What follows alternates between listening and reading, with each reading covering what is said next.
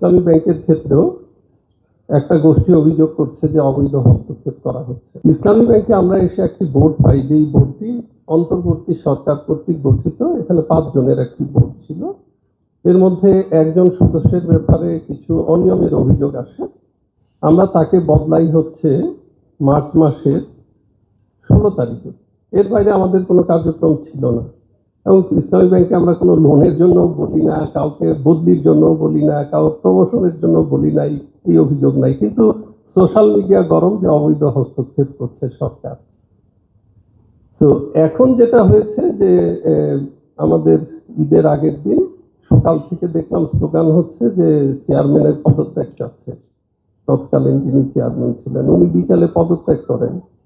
তো স্বাভাবিকভাবে এখানে যেহেতু 5 জনের ভোট আর একটা সিস্টেমিক ব্যাংকে আসলে ভোট এই মিনিমাম 5 জন ছাড়া এটা চলবে না। তো আমাদের তাৎক্ষণিক একটা নিয়োগ দিতে হয় খুব অল্প সময়ের মধ্যে, যেটা আমাদের কাছে অপ্রত্যাশিত ছিল। RICL TMX, যুগের পর যুগ স্থাপনা থাকে মজবুত। অল্প সময়ে আমরা নিয়োগ দিই। এরপর থেকে দেখলাম যে এর অস্থির করার একটা প্রচেষ্টা আছে। তো আমরা আশা করছি যে বাংলাদেশ ব্যাংকে আমাদের কিছু নিয়ম কানুন আছে, কিছু টুলস আছে, সেই টুলসগুলো আমরা প্রয়োগ করবো আগামী কয়েকদিনের মধ্যে। এটাতে আমার মনে হয় না যে যারা আমানতকারী তাদের কোনো অসুবিধা হবে।